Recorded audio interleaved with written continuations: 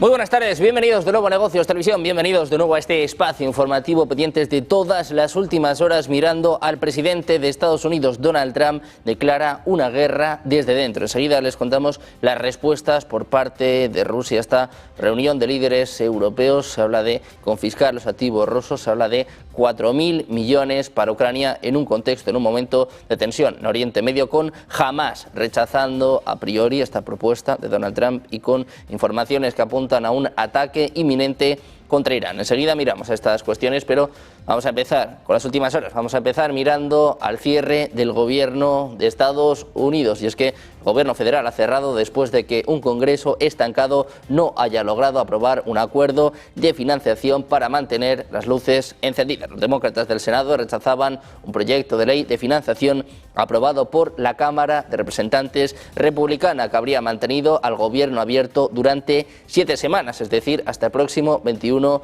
de noviembre. El proyecto fracasó por 55 votos a favor y 45 en contra, quedando por debajo del límite de 60 votos necesario para su aprobación. Por ahora no hay ninguna propuesta que satisfaga a ambos partidos. El principal escollo es el presupuesto para la atención médica. Es la primera vez que cierra el gobierno en 7 años, aunque Donald Trump se lo esperaba. But we're going to be looking at that. We could come up and through this whole thing, because I don't know, we'll probably have a shutdown because one of the things they want to do is they want to give incredible Medicare, the Cadillac Medicare to illegal. A partir de ahora toca suspensión de pago. Los funcionarios que tienen la orden de irse a su casa porque el presupuesto se ha agotado. Parques nacionales, museos públicos echan el cierre y algunos servicios esenciales, como por ejemplo el reparto postal, van a verse paralizados. Desde 1980 han habido 14 cierres del gobierno. El más reciente duró 35 días. En diciembre del año pasado, demócratas y republicanos estuvieron a punto de no alcanzar un acuerdo, lo que habría supuesto dejar a los funcionarios sin sueldo en Navidad. En Estados Unidos también se está comentando y mucho el discurso del secretario de Guerra, Pete Hegseth. Anunciaba este martes en una inusual reunión de generales y altos funcionarios que va a imponer directivas que buscarán restaurar el más alto estándar masculino en un ejército con nuevos requerimientos físicos para evitar soldados gordos y barbudos. El jefe del Pentágono criticaba la existencia de estos soldados en las formaciones, advirtiendo que es completamente inaceptable y daba mala imagen ver a generales y almirantes gordos.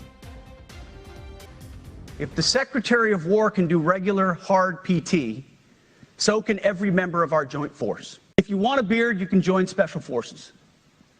If not, then shave. We don't have a military full of... Por su parte, el Kremlin aseguraba este miércoles que también está fortaleciendo sus fuerzas armadas en respuesta a las declaraciones del secretario de Defensa de Estados Unidos, Pete Hegseth, quien afirmaba que Estados Unidos debe prepararse para la guerra, para garantizar la paz. Decía Peskov que también Rusia prefiere fortalecer sus fuerzas armadas de todas las formas posibles, siendo firmes partidarios de la paz y estando abiertos a resolver todos los problemas, incluido el conflicto ucraniano, mediante negociaciones diplomáticas y contactos políticos. Es lo que apuntaba a la prensa Dmitry Peskov. También fue consultado sobre una entrevista publicada por Axios en la que Zelensky afirmó que Ucrania está dispuesto a comprometerse a recuperar sus territorios exclusivamente por la vía diplomática en el futuro. Mientras tanto, miramos a los más de 800 altos mandos militares que permanecieron sentados en silencio este martes mientras el presidente Trump declaraba una nueva guerra desde dentro, un campo de batalla estadounidense que según él era más peligroso que cualquier zona de guerra extranjera. En un discurso histórico en la base del Cuerpo de Marines de Quantico, en el norte de Virginia, Trump echaba por tierra décadas de moderación cívico-militar. Proclamó a las Fuerzas Armadas como su arma preferida contra los enemigos internos. Tanto el contenido como el contexto no tenían precedentes. Generales y almirantes volaron desde todo el mundo para escuchar al presidente redefinir la misión militar y atacar a sus enemigos políticos en términos mordaces. Decía Trump, estamos sufriendo una invasión interna. No es diferente a un enemigo extranjero, pero es más difícil en muchos sentidos porque no llevan uniforme. That defending the homeland is the military's first and most important priority. That's what it is. Only in recent decades did politicians somehow come to believe that our job is to police the far reaches of Kenya and Somalia, while America is under invasion from within. We're under invasion from within. No different than a foreign enemy, but more difficult in many ways because they don't wear uniforms. At least when they're wearing a uniform, you can take them out. These people don't have uniforms. But we are under invasion from within. We're stopping it very quickly. After spending trillions of dollars defending the borders of foreign countries, with your help, we're defending the borders of our country from now on. We're not going to let this happen. Biden let people come in from prisons, mental institutions, drug dealers, murderers. Destacaba también los planes para aumentar los salarios de los soldados y otros miembros de las Fuerzas Armadas, enmarcando estas medidas como parte de un esfuerzo más amplio para fortalecer la seguridad nacional, a la vez que se siguen protegiendo las fronteras de Estados Unidos. En este sentido hablaba el general Dan Kane, hablaba de tiempos dinámicos y potencialmente peligrosos. Leader in dynamic and potentially dangerous times. Global risk is on the rise. Our adversaries are no longer aligning, they are aligned. And we must align with equal resolve and unity. Even as we strive for and seek peace, we must be prepared for war.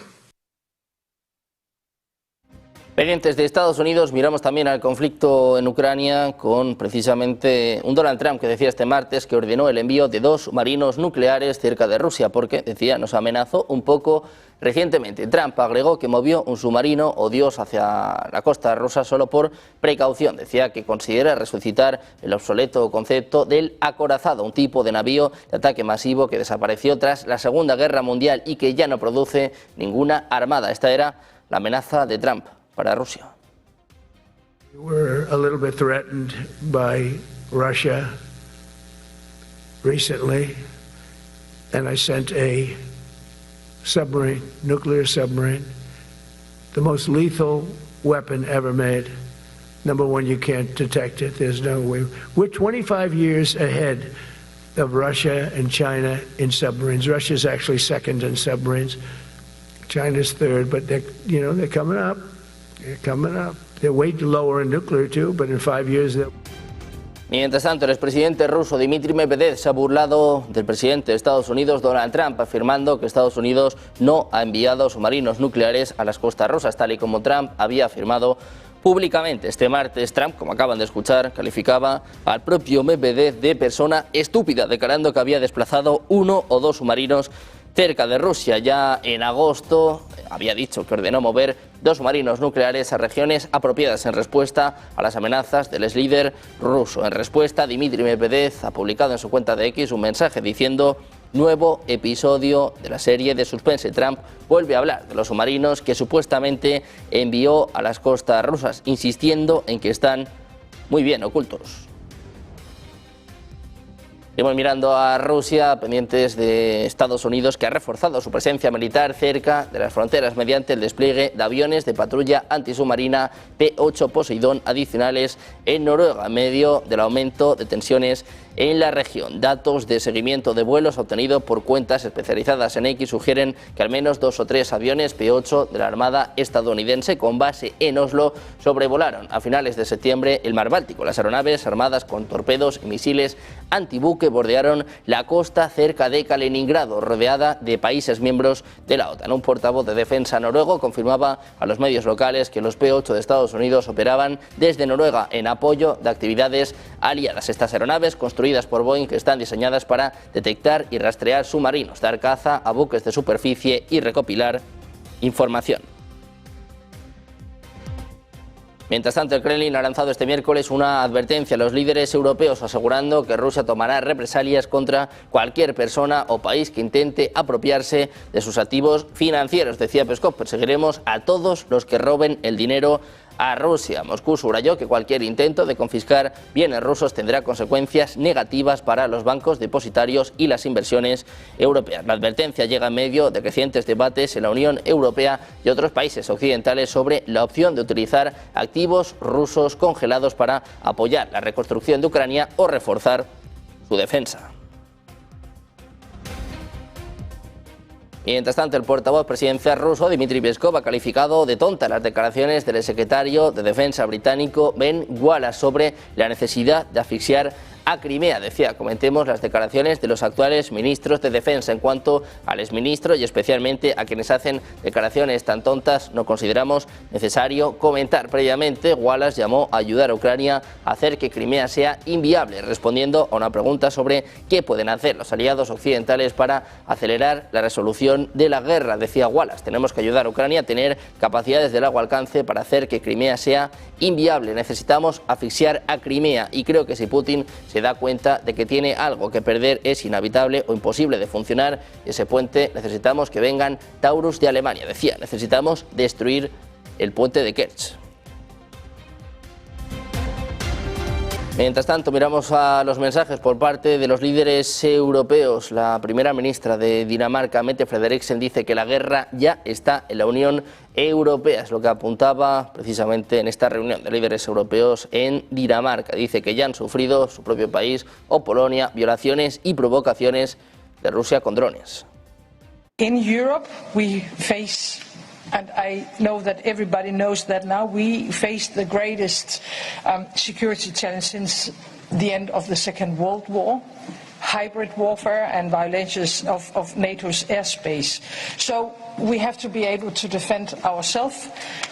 And the purpose of the informal European Council later on today is actually to assure that we can achieve that. So we need to translate military needs into very concrete deliveries from you. Our ability to scale up production. We have to remove barriers and we have to deliver real capabilities. All that is very crucial. So to put it very shortly, if you do not succeed, then we will not succeed, and that cannot be the conclusion about. Por su parte, la Comisión Europea anunciaba este miércoles la liberación de 4.000 millones de euros a Ucrania en el marco de su programa de asistencia macrofinanciera. La AMC asciende a 18.100 millones de euros y forma parte de la iniciativa de préstamos del G7 para Ucrania por un valor aproximado de 45.000 millones de euros. La Comisión afirmó que el último tramo se destinará a apoyar las crecientes necesidades de financiación de Ucrania. Parte de los fondos se van a asignar al sector de defensa, incluyendo unos 2.000 millones de euros para financiar la producción de drones. El préstamo se va a reembolsar con los fondos procedentes de activos rusos congelados en la Unión Europea. Que no está de acuerdo es el primer ministro húngaro Viktor Orbán. Se ha pronunciado en contra de la adhesión de Ucrania a la Unión Europea, subrayando que esto supondría una guerra en Europa. Decía, Ucrania no entraría en la Unión Europea porque la adhesión significaría, en primer lugar, que la Unión Europea entraría en guerra. En segundo lugar, el dinero de la Unión Europea iría a Ucrania, es lo que apuntaba a su llegada a la cumbre informal de la Unión Europea en Copenhague. También ha hablado sobre el petróleo ruso y Orbán remarcaba que nadie le ha pedido que Hungría deje de comprar petróleo. Dice que es un país soberano que toma sus propias decisiones con respecto a los proveedores de energía. Dice además que no hay otra opción, que hay un oleoducto adicional desde Croacia que no es tan importante como el ruso, que desempeña un papel fundamental para Hungría. También miramos a Ucrania, es que desde febrero ha lanzado 2 oleadas de ataques contra instalaciones clave de la industria petrolera rusa, incluyendo refinerías y buques petroleros. La segunda ola, iniciada en agosto, todavía continúa. Estos golpes, de intensificarse, podrían marcar un punto de inflexión en el conflicto, es lo que advierte Francesco Sicci, profesor de política europea y director del Instituto Apia. El analista señala en un artículo que además de desestabilizar el esfuerzo bélico de Moscú, estos ataques podrían reconfigurar el mercado energético mundial y abrir nuevas oportunidades para Estados Unidos. Decía, podría encontrar un resquicio de esperanza en los ataques ucranianos a las instalaciones petroleras rusas, impulsando la industria petrolera de Estados Unidos. Sin embargo, también avisa, Moscú podría contraatacar con estrategias híbridas que podrían desestabilizar a algunos países de la Unión Europea como Italia.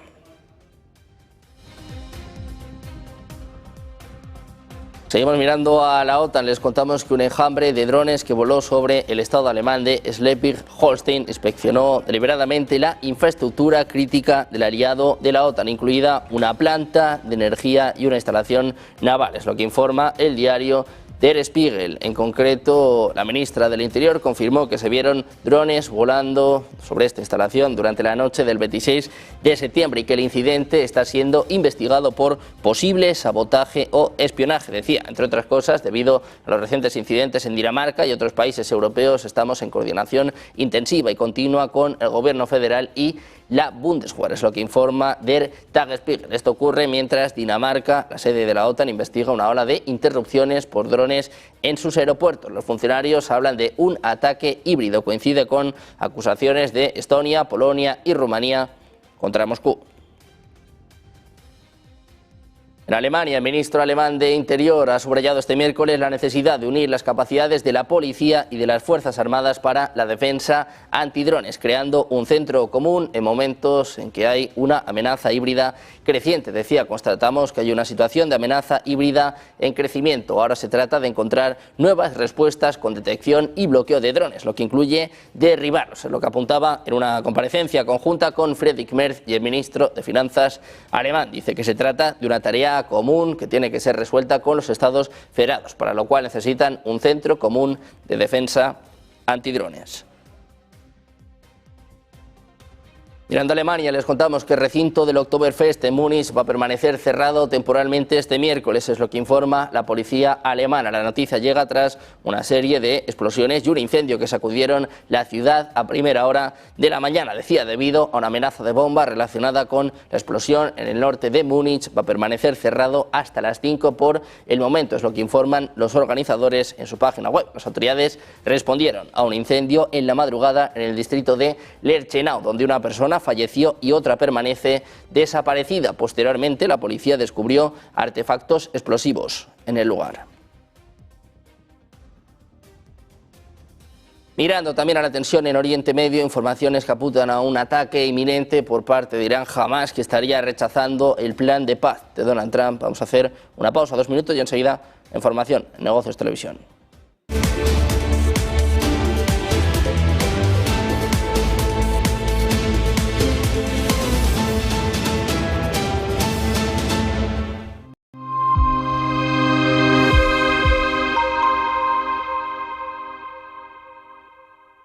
Mudarte de ciudad es un gran cambio y alquilar tu casa puede parecer arriesgado. ¿Estará tu vivienda protegida? Con SEAC, olvídate de preocupaciones. Nosotros garantizamos tu renta pase lo que pase. Disfruta de tu nueva etapa con total confianza. Alquila tranquilo. SEAC responde. El auténtico valor es la tranquilidad. Resguarda lo que es tuyo con activos que trascienden el tiempo. Oro, plata, platino, paladio, rodio, osmio. Silver Gold Patrimonio te acompaña para que construyas un legado inteligente. Diversifica hoy. Protege tu mañana. silvergoldpatrimonio.com. Metales preciosos. Patrimonio brillante. Un año después, mismos problemas o peor. Y nuestra economía no va, como decía Sánchez, en un ciclo virtuoso, sino que lo que apunta a Mario Draghi es que la economía europea se está desvaneciendo. Vamos a hacer el plan Draghi, el plan Draghi, el plan Draghi, el plan Draghi lo tengo aquí guardadito en el cajón. Europa corre el riesgo de quedarse atrás. ¿Atrás de quién? Si ya estamos atrás. Europa está peor que hace un año, evidente. Si no te mueves y te pasa el mundo por encima, te chafa, te aplasta, te ridiculiza, pues estás peor. La inversión necesaria ya es, saquen la calculadora, de 1,2 billones de euros anuales. ¡Haga! Dice la presidenta de la Comisión Europea. Seguir como hasta ahora no funciona. Es brutal. Desde Washington se ve todo diferente.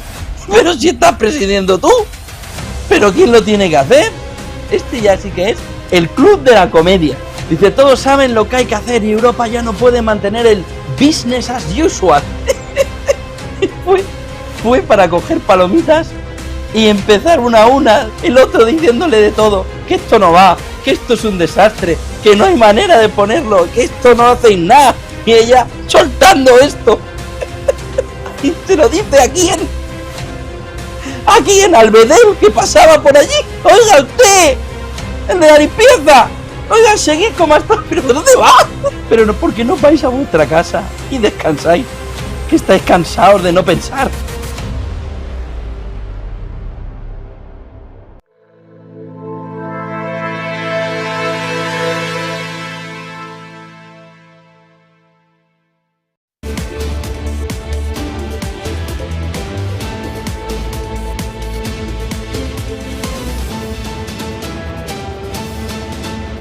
Seguimos en Negocios Televisión, seguimos mirando a las últimas horas pendientes de este cierre del gobierno en Estados Unidos y cómo va a afectar a los datos macro importantes que vamos a conocer durante la semana. Está en duda el dato de desempleo de este viernes, pero acabamos de conocer el cambio de ADP de empleo en Estados Unidos. Ojo, porque encima sale bastante negativo, menos 32.000. Este es el dato que, por cierto, está provocando caídas en la apertura de Wall Street, caídas para el S&P 500. También vemos una caída importante en el dólar a tenor de esta información.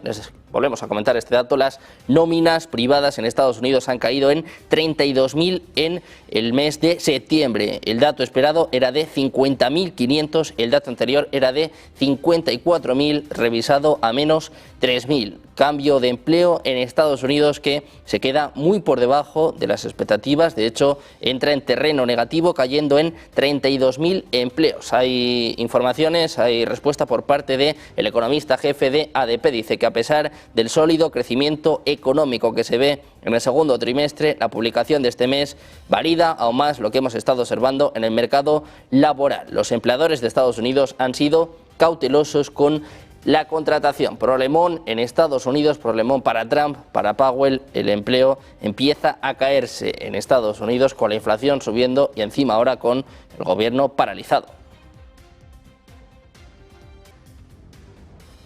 También hay problemas en Oriente Medio y es que Israel se está preparando para una posible escalada con Irán, incluidos posibles ataques. Un alto funcionario de las FDI indicaba que Israel está preparando varios escenarios, incluido un posible ataque contra Irán. Los funcionarios iraníes anticipan la ruptura del alto el fuego actual y han ordenado preparativos militares para un conflicto inminente. Por su parte, Irak acepta bloquear el espacio aéreo para impedir ataques israelíes contra Irán. Estas tensiones siguen a los ataques israelíes del pasado 13 de junio contra el búnker del comando del CGRI y las instalaciones nucleares iraníes.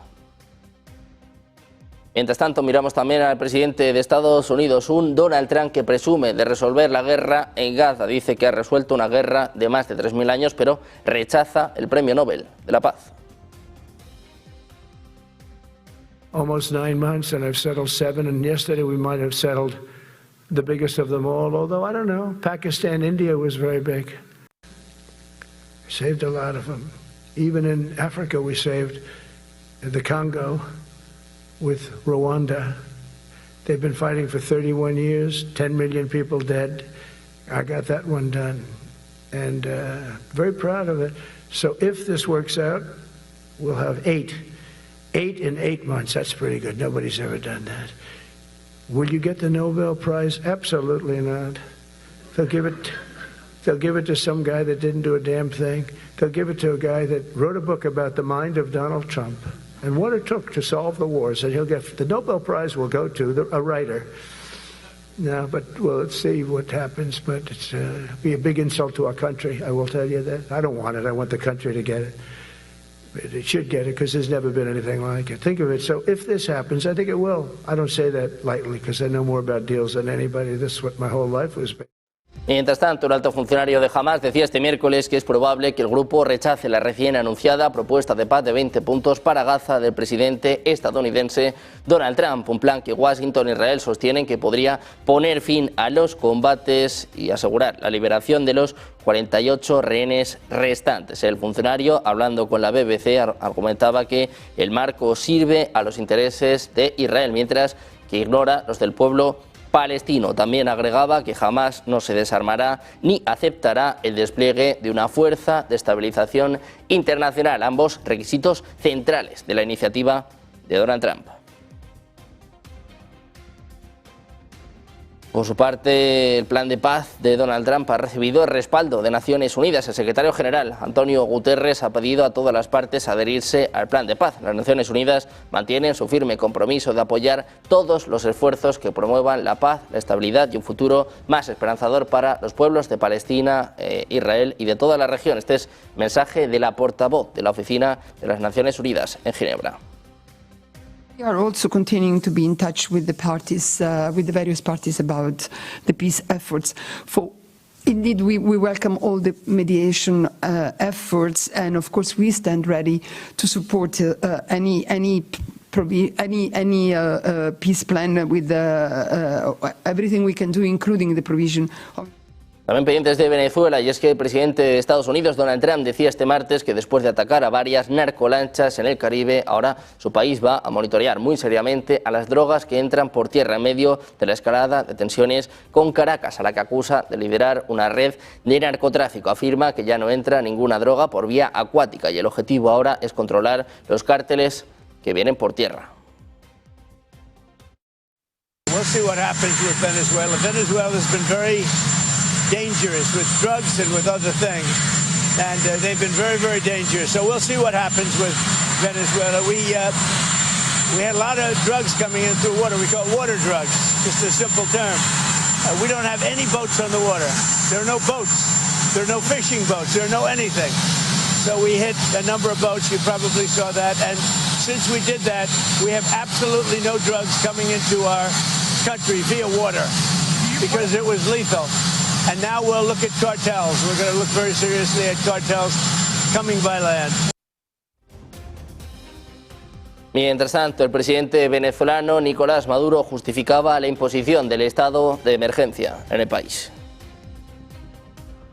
Hoy arrancó el proceso de consulta del decreto constitucional de estado de excepción para decretar un estado de conmoción exterior de acuerdo a la Constitución y proteger a nuestro pueblo, proteger nuestra paz, nuestra estabilidad, los alcances en todas las direcciones del decreto de estado de conmoción exterior si Venezuela fuera agredida por el imperio estadounidense, agredida militarmente, porque todo el mundo sabe. Hemos sido agredidos económicamente y hemos salido para adelante. Hemos sido agredidos psicológica y políticamente y hemos salido adelante. Hemos sido agredidos diplomáticamente. Precisamente el Parlamento de Venezuela, controlado por el chavismo, aprobó este martes un proyecto de asociación estratégica y cooperación entre el país suramericano y Rusia, que de acuerdo al presidente del Legislativo es la expresión de una persistente condición de amistad, decía, la expresión de la hermandad, la expresión de una manera diferente de relacionarse los pueblos y los gobiernos, la expresión de la cada vez más sólida y persistente condición de amistad, de hermandad y de cooperación entre Rusia y Venezuela, es lo que indicaba la sesión ordinaria transmitida por el canal estatal. A su juicio, las relaciones entre ambos países son cada vez más sólidas y fructíferas para los ciudadanos. Durante la presentación de este texto nos ofrecieron detalles sobre el contenido.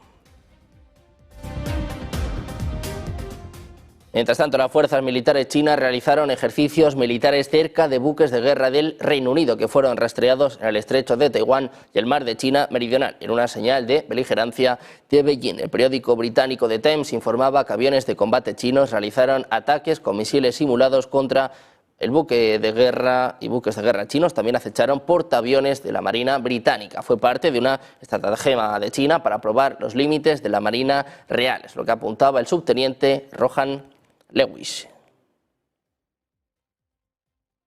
Por su parte, Taiwán rechazó la propuesta de Washington de comenzar a producir el 50% de sus semiconductores en Estados Unidos, lo que apunta el principal negociador arancelario de la isla. Decía, quiero aclarar que es una idea de Estados Unidos. Nuestro equipo negociador nunca se ha comprometido al 50% con una división de chips, es lo que decía el viceprimer ministro de China a los periodistas en su regreso a Taipei este miércoles. También hablamos en este caso de Elon Musk, el empresario y el hombre más rico del planeta, ha sugerido que vivirá y morirá en Marte, que según él podría convertirse en parte de Estados Unidos. Decía Musk: tengo un pasaporte único y definitivo, el estadounidense. Viviré y moriré aquí o en Marte, que pasará a ser parte de Estados Unidos. Es lo que apuntaba en un mensaje en X. Musk tiene 3 ciudadanías: estadounidense, canadiense y sudafricana. Los planetas no pueden ser propiedad de países individuales porque el derecho espacial internacional, basado en el Tratado del Espacio Ultraterrestre de 1966, prohíbe la apropiación nacional del espacio ultraterrestre y de los cuerpos celestes, incluida la Luna y otros planetas, mediante ocupación o cualquier otro medio. Las autoridades filipinas han elevado este miércoles al menos 60 los muertos causados por el terremoto de magnitud 6,9 que golpeó durante la noche de este martes el centro del país, dejando decenas de heridos y daños materiales. Las autoridades de la provincia de Cebú, en el centro de Filipinas, han declarado este miércoles el estado de calamidad después de que un terremoto de magnitud 6,9 golpeara la región la pasada noche, causando al menos 60 muertos y decenas de heridos. El sismo de magnitud 6,9 tuvo lugar a las 9:59 hora local de este martes a una profundidad de 10 kilómetros cerca de la ciudad de Bogo.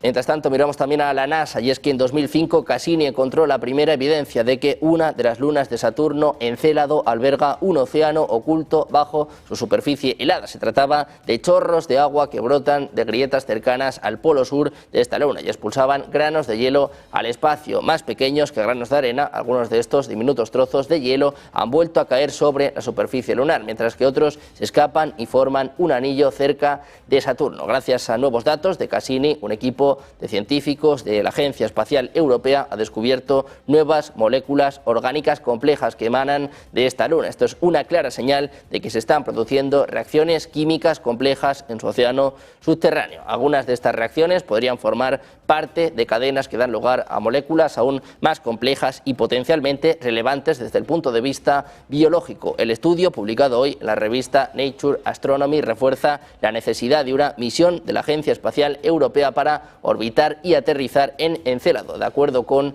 el líder del equipo, la NASA confirma que este es el mundo más cercano con más opciones de albergar vida.